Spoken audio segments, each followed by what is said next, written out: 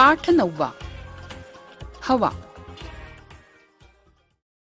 एका मोठ्या भांड्यात पाणी घ्या. एक रिकामं उभट भांड घ्या. भांड उपडं करून पाण्याच्या पृष्ठभागावर तसंच उभं धरून पाण्यात खाली खाली दाबा. जाते का खाली? नाही जाते. बर, मग आता भांड थोडंसं तिरपं करा. काय दिसलं? हवेचे बुडबुडे पाण्याच्या वर येऊ लागतात. म्हणजे काय समजलं? हवा पाण्यापेक्षा हलकी असते, म्हणून भांड तिरपं झालं की हवेचे बुडबुडे पाण्याबाहेर येतात. याचाच अर्थ डोळ्यांना रिकाम्या दिसणाऱ्या भांड्यातही हवा होती. हवा आपल्या सभोवती आहे. अगदी रिकाम्या वाटणाऱ्या जागांमध्ये सुद्धा हवा आहे.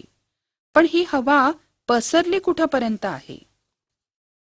आपण ज्या पृथ्वीवर राहतो तिचा आकार एखाद्या चेंडूसारखा गोल आहे. या पृथ्वीच्या सभोवती हवा आहे. पृथ्वीपासून उंच गेलो तर जवळजवळ 50 किलोमीटर पर्यंत हवा आहे. पृथ्वीभोवतालच्या या हवेच्या आवरणाला म्हणायचं वातावरण. जसं जसं आपण पृथ्वीपासून दूर जातो तसतसे वातावरणातले हवेचे थर विरळ होत जातात. याचाच अर्थ काय? तर पृथ्वीच्या पृष्ठभागात जवळ हवेचे थर सगळ्यात दाटीवाटीने आहेत आणि वरचे थर मात्र थोडे थोडे मोकळे, म्हणजेच उंचावरची हवा विरळ असते. आता हा प्रयोग करूया. बशीसारखं एक खोलगट भांड घ्या. त्यामध्ये एक मेणबत्ती उभी करा. बशीत पाणी भरा.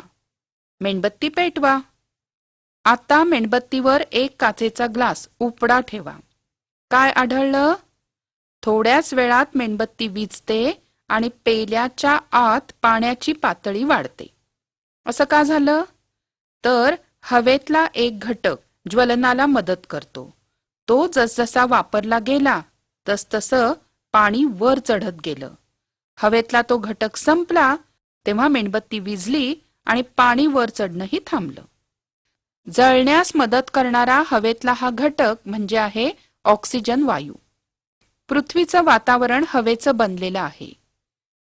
या ठिकाणी हे वर्तुळ म्हणजे हवा आहे असं समजून त्या वर्तुळाचे आपण 5 समान भाग केले, तर त्यापैकी एक भाग म्हणजे ऑक्सिजन हवेत असतो. मग उरलेले 4 भाग हे कशाचे बनलेले असतात? तर इतर वायूंचे. इतर वायूंमध्ये आहे कार्बन डायऑक्साइड वायू. हा वायू थोड्या प्रमाणात हवेत असतो.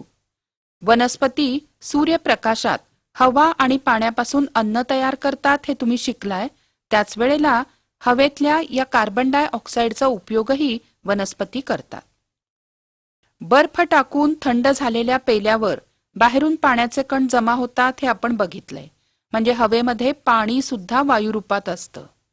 पण हवेतला सर्वात मोठा भाग आणखीनच एका वेगळ्या वायूंनी भरलेला आहे, तो म्हणजे नायट्रोजन वायू.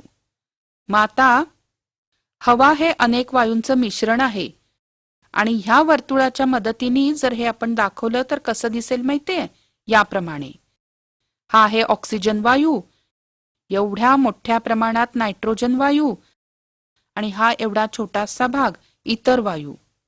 म्हणजे हवेचे मुख्य वायू घटक कोणते?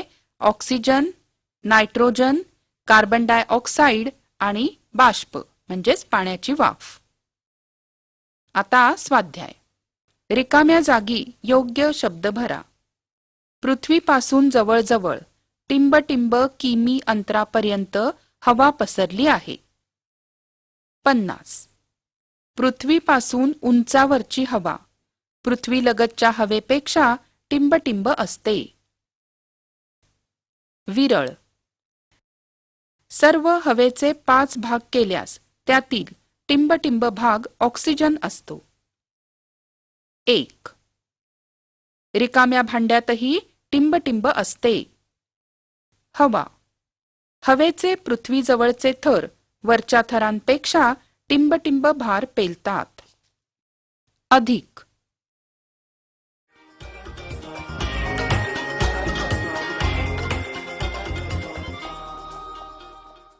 आशा आहे या व्हिडिओमधील टॉपिक तुम्हाला समजले असतीलच.